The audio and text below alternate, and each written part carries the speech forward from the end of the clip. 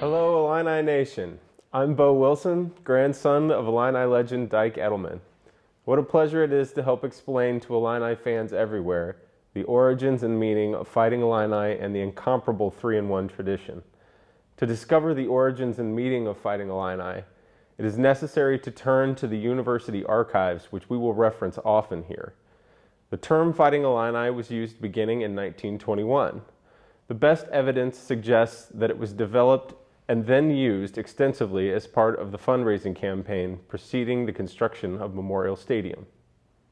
From the Illinois Alumni News publication, dated April 1925, page 221, regarding the stadium, it reads in part, how the stadium idea, when it started some years ago, did possess the imagination of us all. It was a slow day indeed, whose setting sun did not mark another period of slogans. Everybody composed them, especially during the prize contest that was held. Out of this came the battle cry of the stadium campaign, build that stadium for Fighting Illini. Since the stadium was built to honor alumni, staff, and students who died during World War I, the term Fighting Illini was seemingly being linked to military service. The term Fighting Illini appears as the headline of an article in the July 15, 1921 edition of the Illinois Alumni Quarterly and Fortnightly News, publicizing the stadium drive. In the article, it described a new booklet called Story of the Stadium. Note the following excerpt. It will begin with the original Illinois Indians and end with the last details about the Mammoth Stadium. From the beginning of the stadium campaign, there was an effort to connect an image of the Native American Illini to the University of Illinois students, athletes, and alumni. We have a heritage from the Illini Indian, the great heart, the fighting spirit. From the booklet Story of the Stadium comes the clear desire to link the admirable qualities seen in the Native Illini to Fighting Illini athletics. The Illini Indian, he was a hunter and a fighter. He was an individualist, brave, and self-denying. Never were better people made than the Illini. They are vivacious. We have a heritage from them. It is the great heart, the spirit of individualism, of teaching our children to be free but brave, and to have a God, for these are the laws of our tribe. See us today living vitally in our heritage. Watch us play football. See us on the cinder track, on the baseball diamond. We are different. Somehow, we of the Middle West. Not particularly better, but different. We are uniquely ourselves. But how can we express this self of ours, this character, which we have inherited from the Illini Indian and from our pioneer forefathers? A stadium may tell the world that we of Illinois have fought and died for our country, and fought and lived for our fellow men. There will be a court of honor for every hero who died in the war, and a great recreation field to bring greater vigor and life to our young men and women. It is undeniable. From the very origins of Fighting Illini athletics, war veterans, and the native Illini tribe were proudly associated with Illinois athletic teams. To early Illinois tribes, the word Illiniwek meant "we are men," or the complete man. Football coach Bob Zuppke is believed to be the first person to use the expression Illiniwek in describing the strength and character of his teams. On the front piece of Clarence Welsh's 1921 brochure, University of Illinois Memorial Stadium, a Native American is shown looking off to a cloud. The cloud includes a column which was originally proposed to stand at the north end of the stadium. In this same publication, Welsh describes what the stadium stands for. Speaking of the stadium, commemorates the sons of Illinois who fought in the Great War and still live. Commemorates those sons who fought and died. The stadium will become the symbol of a new, united, fighting, aspiring tribe of Illini who know how to honor their living heroes and venerate their dead. Another Stadium Drive publication, the Illinois Stadium for Fighting Illini, shows a Native American chief presenting the stadium as a gift to the university, symbolized by the Library Carillon Tower. The cover of the Stadium Souvenir Program Dedication, Homecoming 1924, contains two figures rising above the left corner of the stadium. The drawings seem to subtly suggest a soldier doughboy uniform, behind which is a figure suggestive of the Native American, not dissimilar to Laredo Taft's statue of Black Hawk in Oregon, Illinois. The sense of pride felt during the stadium campaign era and associating war veterans and the Native Illini to Fighting Illini athletics could not be more apparent. The names of the Fighting Illini servicemen in World Wars I and II are engraved on the pillars of Memorial Stadium. This is how we ensure their legacy and heroism will never be forgotten. But what of our Native Illini tribe? Who were the Illini Indians, also known as Illiniwek?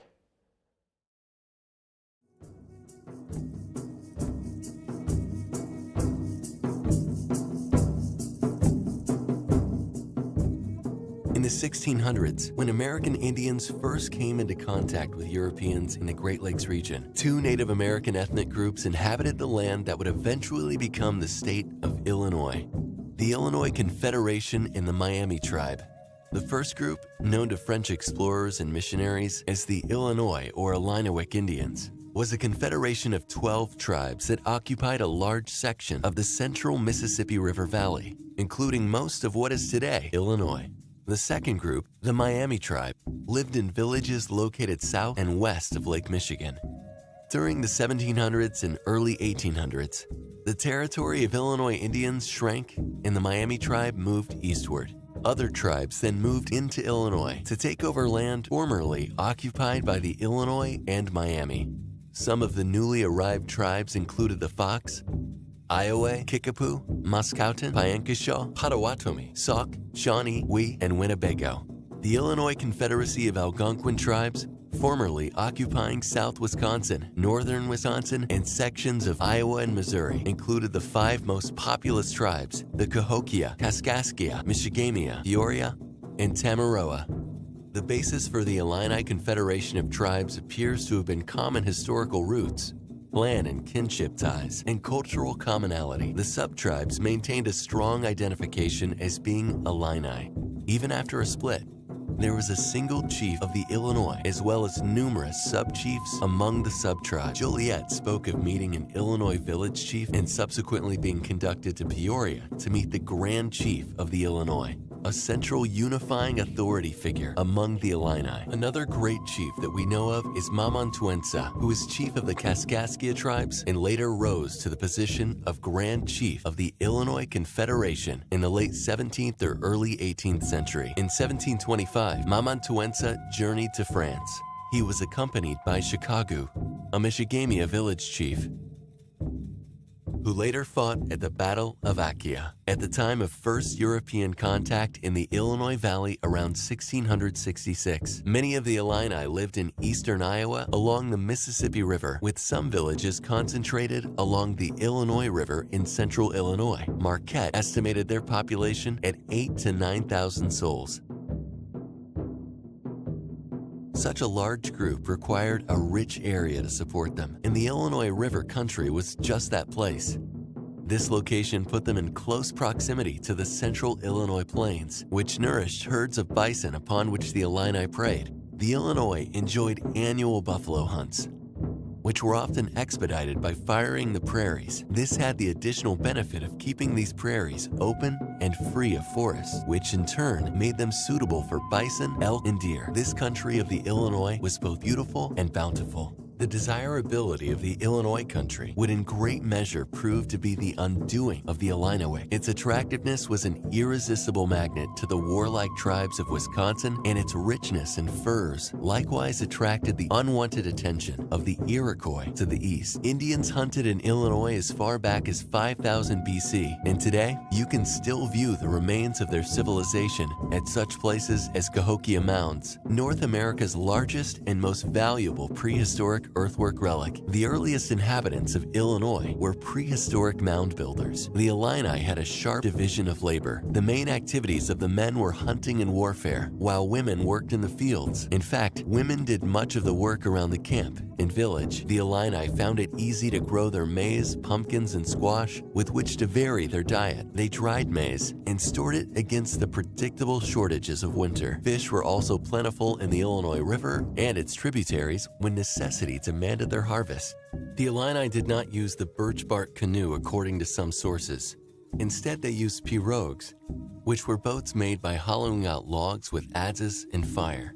The Illinois used them to cross the Mississippi River, as well as to navigate the Illinois River, its tributaries, and the shoreline of Lake Michigan.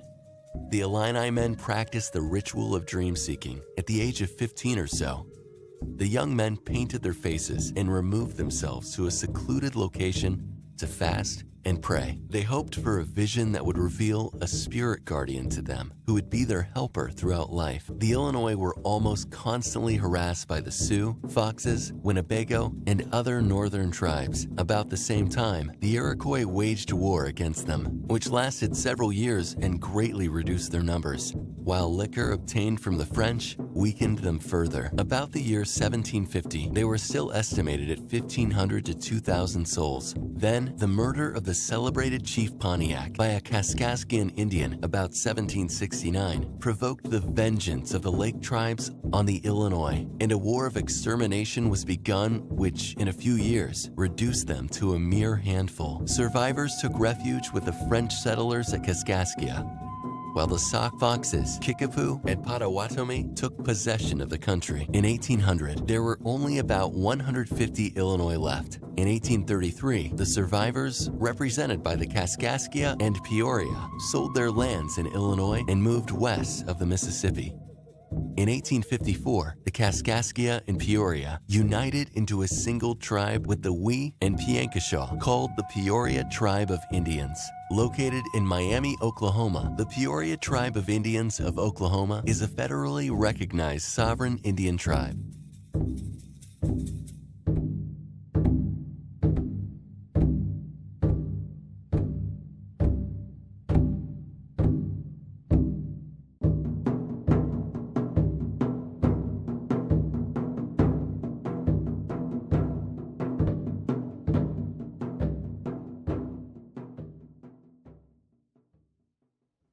The rich Native American history of Illinois is an important part of our state's heritage as well as the heritage and traditions of Fighting Illini athletics. The incomparable 3-in-1 is a tradition forged in the early years of the Marching Illini's history from 3 distinct pieces of the university's heritage. The Marching Illini formation was created by A.A. Harding and his assistants in the early 1920s, making it the oldest part of the 3-in-1. The marching drill for this formation originally consisted of a march down the field in a block I formation, and a marching into the ILL-INI formation once the band had marched back down the field. The present-day versions of the Marching Illini is similar to the original, but is highlighted by an intricate countermarch that allows the band to form the ILL-INI letter by letter as it marches back down the field. Another important piece of the 3-in-1, Chief Illiniwek was part of the tradition since 1926. The Chief first appeared at the home football game with Pennsylvania that year, dancing to the newly written March of the Illini before going to midfield to meet a Pennsylvania band member dressed up as a Quaker and smoke a peace pipe. The musical portion of the 3-in-1 consists of 3 distinct Illinois pieces: Pride of the Illini, March of the Illini, and Hail to the Orange. Pride of the Illini, written by Carl King with words by Ray Dvorak, expressly for Illinois bands, was published in 1928. It begins with the lyrics, "We are marching for dear old Illini, for the men who are fighting for you." The Pride of the Illini pays tribute to the men who are fighting for you. The Fighting Illini nickname has historically been used interchangeably to describe the athletic teams and war veterans. However, when hearkening back to the Stadium campaign publications, most all references to the Fighting Illini was associated with war veterans. The Pride of the Illini can therefore be seen as a tribute song to the war veterans for whom Memorial Stadium was named. Harry Alford's March of the Illini was also published in 1928, but was used during Chief Illiniwek's performance from the beginning in 1926. The March of the Illini was composed prior to the debut of Chief Illiniwek, with a tom-tom drum beat to acknowledge the Indian heritage already on campus. The Indian heritage on campus at that time can be traced to the imagery of the native Illini tribe used extensively during the Stadium campaign. The March of the Illini can therefore be seen as a tribute song to our native Illini tribe. The third piece of the 3-in-1 medley is Hail to the Orange. It was written by Harold Hill with words by Howard Green in 1910. Hail to the Orange is a tribute song to the alma mater, the University of Illinois. The 3 pieces were eventually combined into a medley and given the title 3-in-1. The 3-in-1 drill and music are an important part of the university's heritage.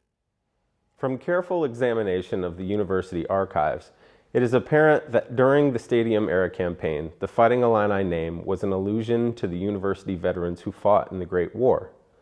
Although the native Illini tribe was not associated with the Fighting Illini name per se, it is clear that the students and alums of the Stadium-era campaign sought to associate with the Illini tribe and Fighting Illini athletics more broadly. The best possible way to pay tribute to veterans and the Illini tribe is through Native American powwow culture. Powwows are an opportunity for non-native people to interact with native peoples to learn about and experience authentic Indian culture. Non-natives are even encouraged to participate in designated dances at powwows. Native culture is extremely deferential to military servicemen and women. Anyone who has served in our nation's military can be part of the military color guard at a powwow. Each powwow begins with a ceremony called the Grand Entry. Typically, the color guard leads the procession of dancers into the dance area. The Unity celebration begins with a brief grand entry with the color guard leading the dancers and flag bearers to their individual positions to traditional singing and drumming. In Native American culture, the drum represents the heartbeat of Mother Earth. The songs are performed in a high-pitched singing style to include words, a chant, or a combination. Following the grand entry, the next part of the Unity celebration is an intertribal dance. After this performance, we move right into the playing of the 3-in-1. The first medley, The Pride of the Illini, is a tribute to the men who are fighting for you. specifically military veterans. The military color guard takes their place of honor on the court during its playing.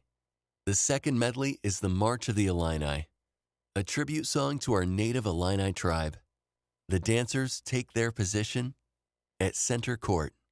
The female dancer performs a jingle dance, while the men perform a fast-paced fancy dance to an authentic custom drum beat in cadence with the band.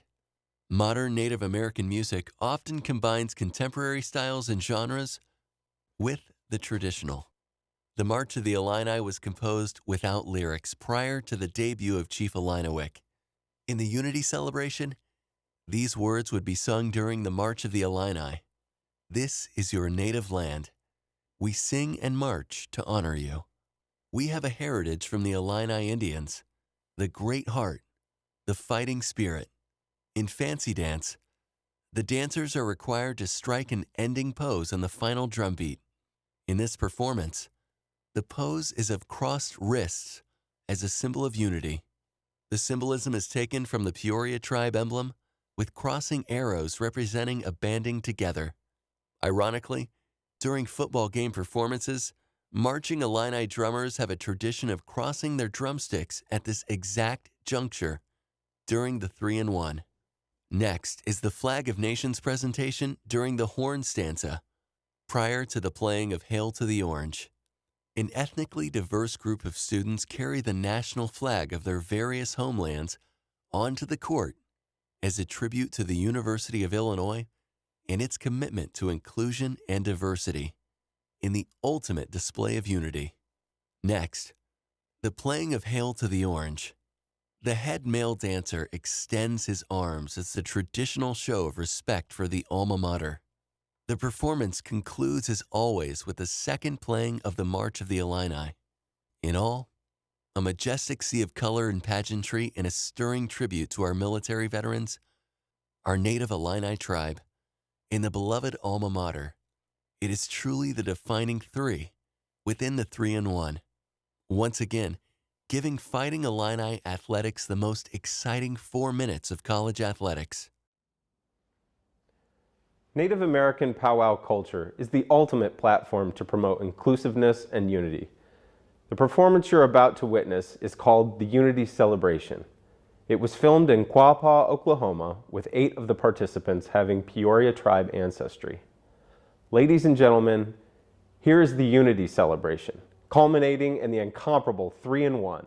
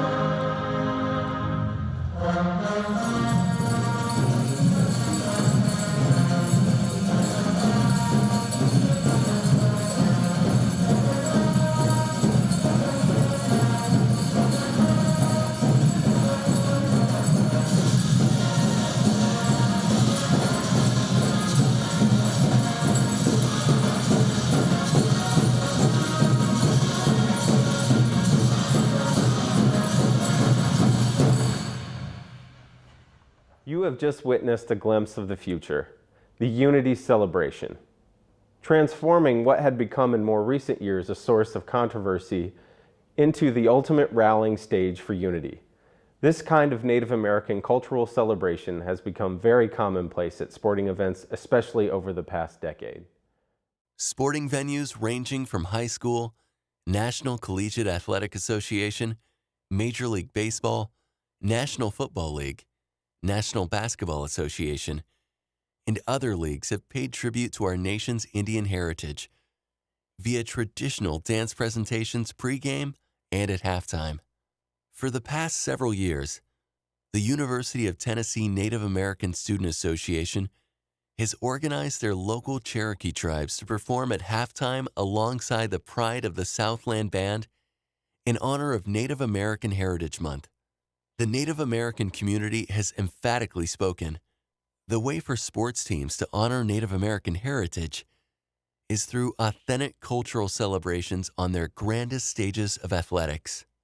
These halftime cultural tributes violate no current NCAA policy, and therefore, this could be the new halftime tradition at Illinois, even without tribal endorsement. Hopefully this video has been helpful in revealing the origins and meaning of Fighting Illini and the incomparable 3-in-1 tradition. Illinois is in a most exclusive club, being one of just 8 NCAA teams to have tribal affiliation. That affiliation is something that the vast majority of Illini Nation takes enormous pride in.